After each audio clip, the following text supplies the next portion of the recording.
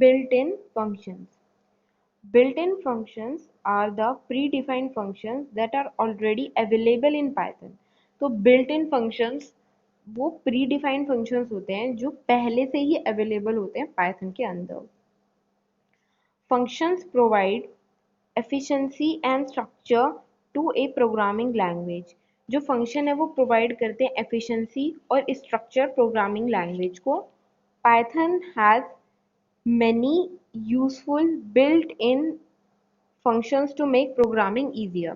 तो Python में क्या होता है, बहुत ज़्यादा यूजफुल बिल्ट इन फंक्शंस होते हैं जो प्रोग्रामिंग को ईजियर बनाते हैं, फास्टर बनाते हैं और मोर पावरफुल बनाते हैं. These are always available in the standard library and we don't have to import any module for using them. तो ये जो होते हैं ये पहले से अवेलेबल होते हैं स्टैंडर्ड लाइब्रेरी के अंदर और हमें इंपोर्ट करने की ज़रूरत नहीं पड़ती फाइल को इन्हें यूज़ करने के लिए. बच्चों कुछ फंक्शंस ऐसे होते हैं जो हम यूज़ तभी कर पाते हैं जब हम फाइल को इंपोर्ट करते हैं, ठीक है. पर बिल्ट इन फंक्शंस ऐसे फंक्शंस होते हैं जो ऑलरेडी पाइथन के अंदर होते हैं, बस हमें उन्हें एक्सेस करना होता है और कोई मॉड्यूल या फाइल इंपोर्ट करने की जरूरत नहीं होती. Let us understand some built in functions in Python. तो अब हम कुछ बिल्ट इन फंक्शंस देखेंगे पाइथन के अंदर. A type conversion functions. Type conversion functions.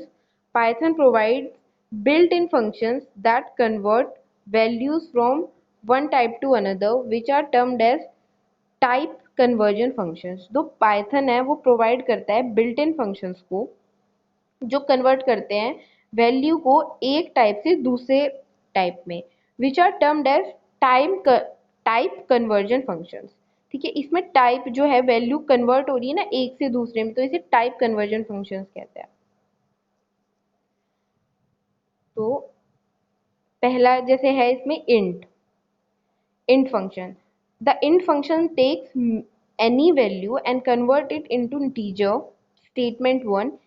int can convert floating point value to integers but it does not round off.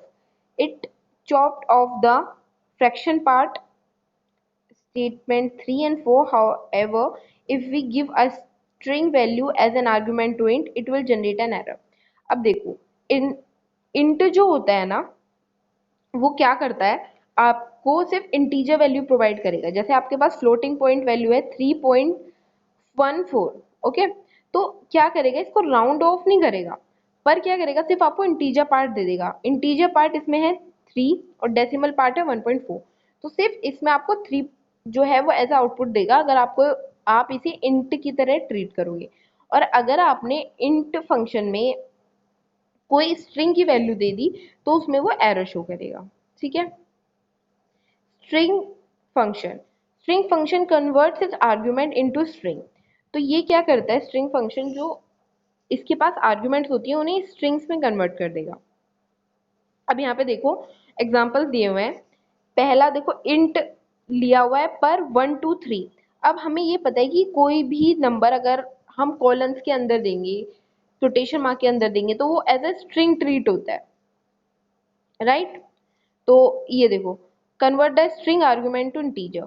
तो int जो है स्ट्रिंग आर्ग्यूमेंट को इंटीजर की तरह कन्वर्ट कर देगा. अब यहाँ पे स्टेटमेंट 2 में str233. अब ये हमें पता है कि ये एक इंटीजर नंबर है,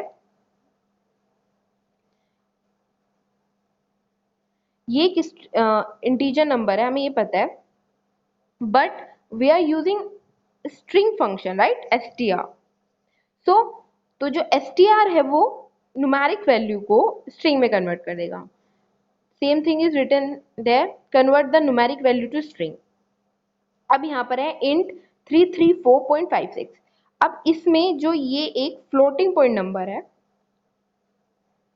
फ्लोटिंग पॉइंट नंबर है तो इसमें सिर्फ इंटीजर वाला जो पार्ट होगा it will be return which is 334. Convert the float argument to integer.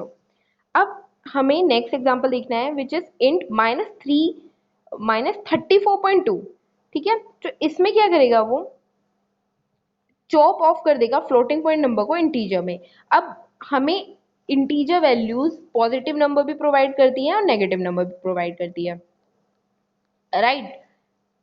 तो इसमें -34.2 है, तो हमें ये पता है जो इसमें -34 है it is the integer part of this number, तो इस वजह से जो है वो -34 रिटर्न कर देगा। इंट हेलो, अब इसमें जो है वो एरर देगा हमें because it is an string which is in this we have to use str function, क्योंकि इसमें डबल कोटेशन मार्क है और हमें ये पता है कि अगर हम स्काई कोड का भी यूज करते हैं तो भी कन्वर्ट नहीं होगा, इसमें हमें str फंक्शन यूज करना पड़ेगा। तो इस वजह से यहाँ पे स्ट्रिंग वैल्यू होने की वजह से यहाँ पे एरर शो हो जाएगा। ठीक है,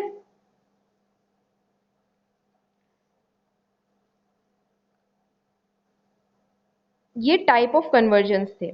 अब देखो, अब है हमारा फ्लोट। अब हमने दो पढ़ लिए, int and str which is string. Next is float. Float convert integers and strings into floating point numbers. जो फ्लोट है वो कन्वर्ट करेगा इंटीजर्स को और स्ट्रिंग्स को फ्लोटिंग पॉइंट नंबर में। The function treat different types of parameter as explain below. तो ये डिफरेंट टाइप्स ऑफ पैरामीटर को एक्सप्लेन करेगा। देखो इसका एग्जांपल है फ्लोट 26, राइट। हमें ये पता है कि 26 इज अ इंटीजर नंबर, उसमें कोई डेसिमल वैल्यू नहीं है, पर ये 26.0 एज अ आउटपुट देगा which is a floating point number, क्योंकि पॉइंट के डेसिमल के बाद उसने जीरो दिया, उसकी कोई अपनी वैल्यू नहीं है, it is treated as 26, but अगर उसने डेसिमल यूज किया है तो वो ट्रीट होगा एक फ्लोटिंग पॉइंट नंबर की तरह। ओके, अब नेक्स्ट एग्जांपल है फ्लोट। ये फ्लोटेशन मार्क के अंदर दिया है, पर ये इसको फ्लोटिंग पॉइंट नंबर में कन्वर्ट कर देगा और 3.14159 प्रिंट कर देगा। तो ये फ्लोट था, फ्लोट फंक्शन।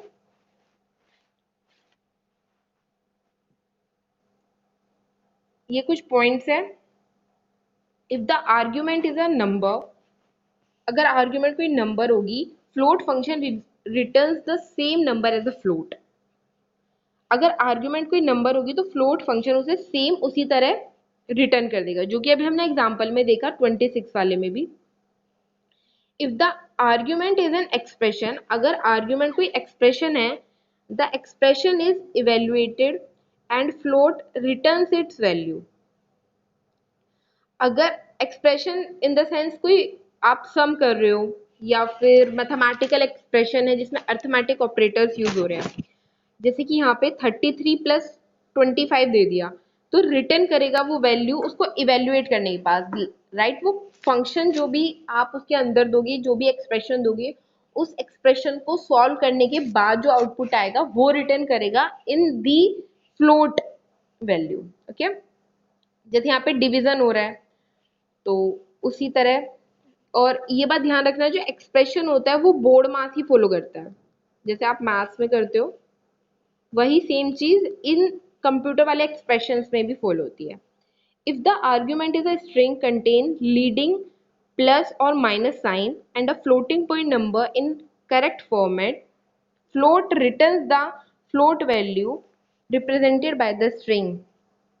देखो, अगर कोई आर्ग्यूमेंट में स्ट्रिंग है और वो कंटेन करती है plus minus sign floating point number में, तो करेक्ट फॉर्म में वो उसी को रिटर्न कर देगा जो अभी हमने देखा था, माइनस और प्लस साइंस में सिर्फ वो कंसीडर करेगा। और अगर वो स्ट्रिंग होगी तो उसको भी एज अ ट्रीट करेगा वो फ्लोट पॉइंट नंबर, तो उसका कोटेशन मार्क हटा के वो as a floating point number display कर देगा। If the string argument contains any character other than plus or minus sign and floating point number in the correct format, then float results in an error. देखो, हमें ये पता है कि जो minus होता है वो वैल्यूज के पहले ही आता है। अगर माइनस इधर उधर मतलब गलत जगह पे अर्थमेटिक ऑपरेटर माइनस का यूज हुआ तो भी एरर आएगा, या फिर आपका फॉर्मेट जो आपका मैथमेटिकल फॉर्मेट होता है उसमें कोई चीज नहीं हो, राइट। जैसे कि यहाँ पे दिया हुआ है अगर दो डॉट यूज हो रहे हैं जैसे 40.6.3, तो ये नंबर वो कंसिडर नहीं करेगा क्योंकि इसमें दो डेसिमल यूज हुए हैं। इसमें -7 के बाद दिया हुआ है इसलिए उसने कंसीडर नहीं किया। ओके, ये कुछ एरर्स दिए हुए हैं जो फ्लोट आपको रिटर्न करेगा। ओके, और यहाँ पे देखो, यहाँ पे क्या है कि 4/7 है, राइट। तो इसमें जो आप डिवाइड करके कुछ आएगा तो वो 0 पॉइंट समथिंग आएगा ना, इस वजह से। अब यहाँ पे देखो, पॉइंट टू रिमेंबर में, if no argument is passed float return 0 0। हाँ, अगर कोई आपने आर्ग्यूमेंट पास नहीं की और आपने फ्लोट फंक्शन का यूज किया है पर, तो वो 0 0 रिटर्न करेगा, 0.0। ये जो बाद में है ना, ये फुल स्टॉप है, वो इंग्लिश वाला फुल स्टॉप है, पर रिटर्न वो वैल्यू करेगा 0.0। Okay, next is input function. It enable us to accept an string input string from the user without evaluating its value। ये enable करता है, हमें accept कराता है input, ठीक है, बिना किसी इवेल्युएट करे हुए वैल्यू को, कि हम उसमें कुछ डालें या कुछ भी। इनपुट एक प्री डिफाइंड फंक्शन है, अगर हम वो अपने पाइथन प्रोग्राम में लिखेंगे तो वो हमें एक्सेप्ट कराने में मदद करेगा input. Okay, it provide the most common way to gather information from the keyboard. जो इनपुट लेने का सबसे कॉमन तरीका पाइथन में यूज होता है वो इनपुट फंक्शन ही है। The function input continues to read input text from the user until it encountered a new line। देखो, जो फंक्शन होगा ना इनपुट फंक्शन, वो तब तक कंटिन्यूसली रीड करेगा टेक्स्ट को जब तक वो अगली लाइन में ना आ जाए उसका एग्जीक्यूशन।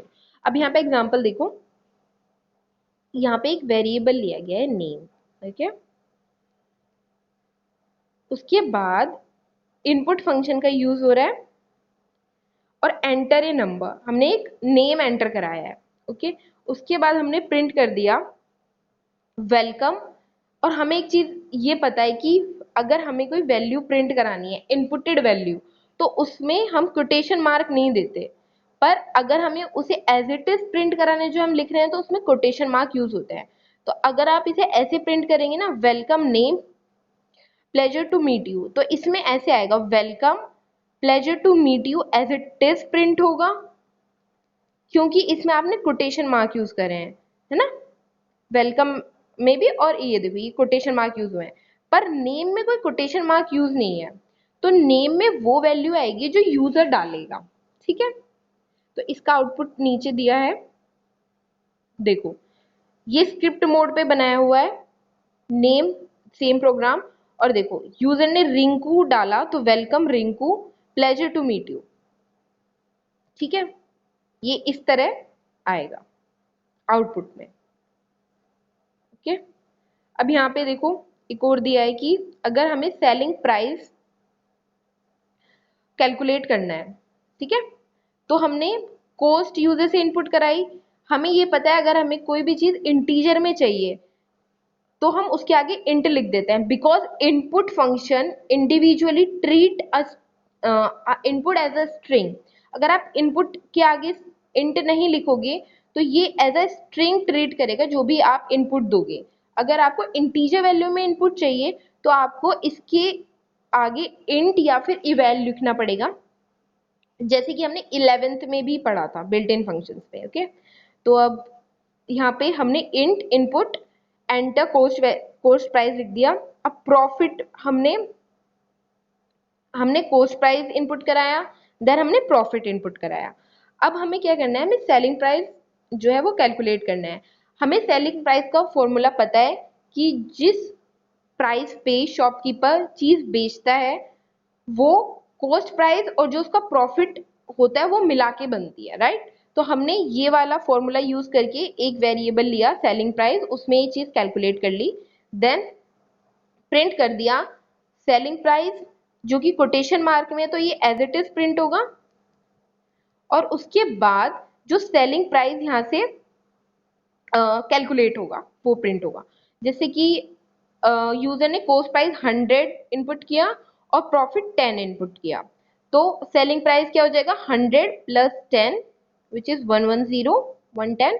तो यहाँ पे सेलिंग प्राइस 110 प्रिंट हो जाएगा। ठीक है, तो यहाँ पे देखो इस तरह से आप टाइप करोगे और यहाँ पे जब कॉस्ट प्राइस 60 इनपुट हुआ और प्रॉफिट 20 तो सेलिंग प्राइस 80। तो इस तरीके से आप इनपुट फंक्शन का यूज कर सकते हो। Now eval function, this function is used to evaluate the value of a string. ये फंक्शन इवेल्युएट करने के लिए यूज होता है स्ट्रिंग को। Eval takes a string as an argument. ये क्या करता है, स्ट्रिंग को एज अ आर्ग्यूमेंट लेता है। Evaluate this string as a number, evaluate करता है स्ट्रिंग को एज अ नंबर, रिटर्न करता है न्यूमेरिक वैल्यू या न्यूमेरिक रिजल्ट जो कि इंट या फ्लोट में होता है। If the given argument not a string और if it is can not be evaluated as a number then eval result in an error.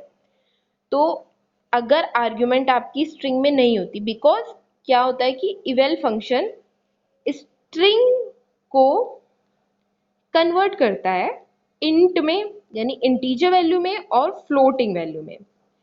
तो अगर आप इवेल फंक्शन का यूज कर रहे हैं तो जो आर्ग्यूमेंट आप दे रहे हैं इवेल फंक्शन के साथ वो स्ट्रिंग में होनी चाहिए।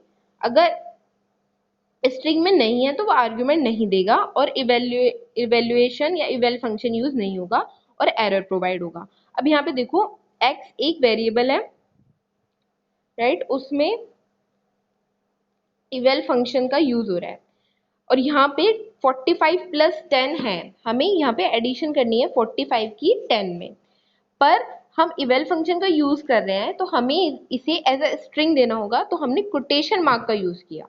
अगर यहाँ पे आप कोटेशन मार्क का यूज नहीं करोगे तो वो एरर प्रोवाइड करेगा। तो इसका आउटपुट तो 55 ही आएगा क्योंकि वो क्या करेगा, कन्वर्ट कर देगा। ये देखो यहाँ पे स्क्रिप्ट मोड में ये टाइप किया और इसका आउटपुट एज अ 55 आ गया। ओके,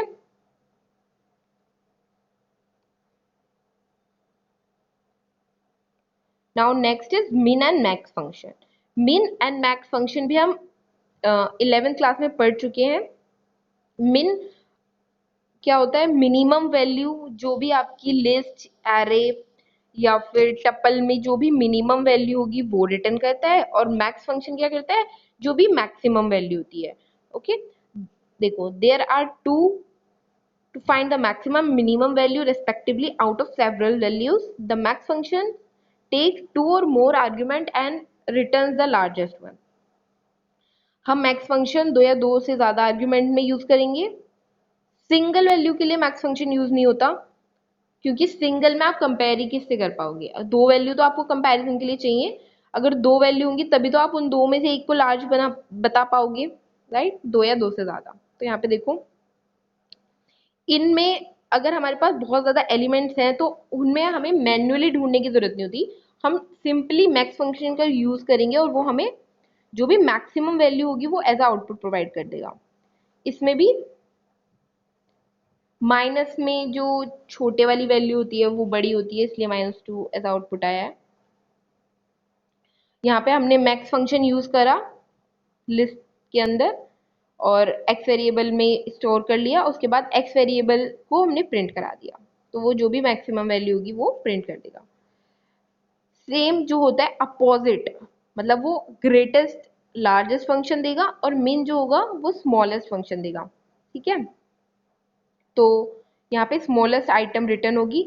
बस यहाँ पे आपको मैक्स की जगह जो है मिन का यूज करना है, तो इसमें आपको मिनिमम वैल्यू वो रिटर्न कर देगा। अब यहाँ पे देखो y वेरिएबल में हमने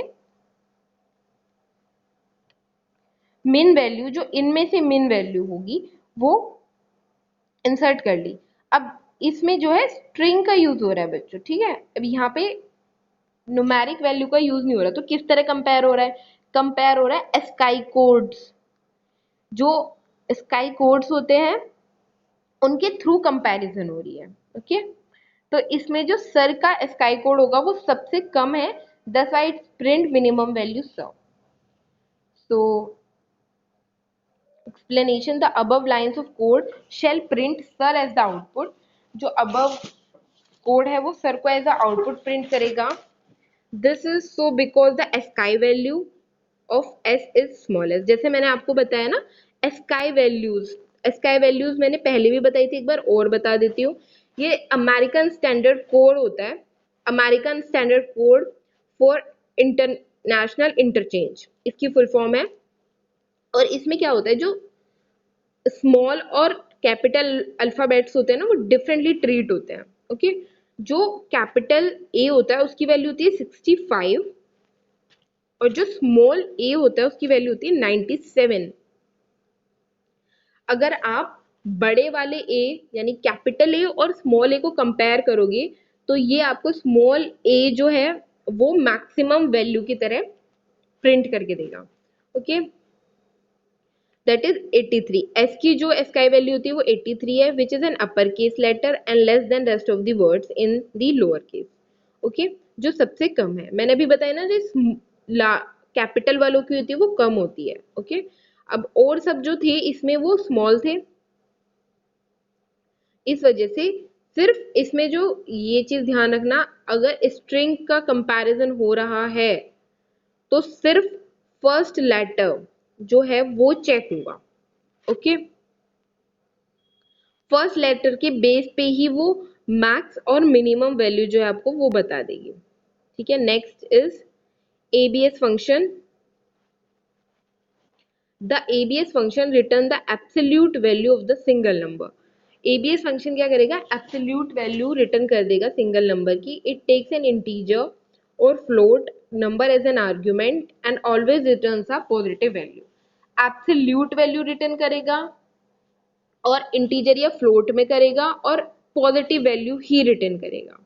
ओके, अब देखो, absolute value of -50 is 50, absolute value of 45 is 45 and -30.6 is 30.6, right. तो ये एब्सोल्यूट वैल्यू प्रिंट करता है किसी की भी. Okay, next is type function. तो ये क्या करता है, आपको ये बताएगा जो आपने टाइप फंक्शन की आर्ग्यूमेंट में चीज दी है वो किस तरह की है. ठीक है, if you wish to determine the type of variable, that is what type of value hold और point to, then type function can be use. किस तरीके का है, राइट.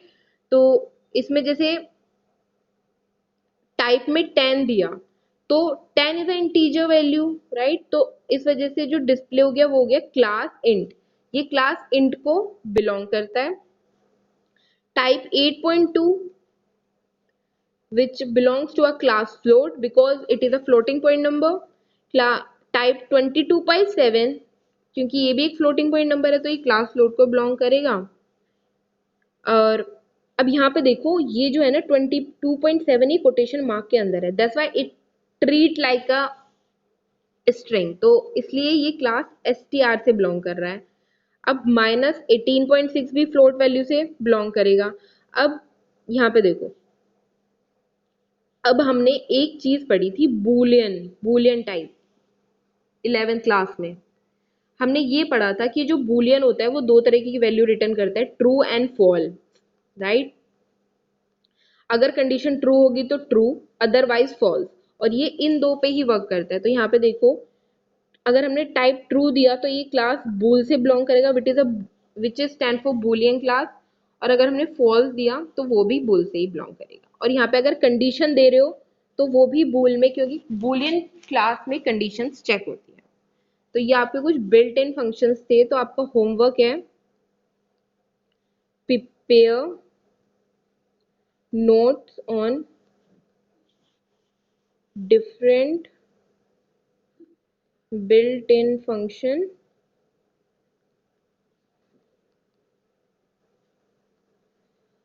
With example. ओके, तो एग्जाम्पल के साथ आपको ये नोट्स प्रिपेयर करना है.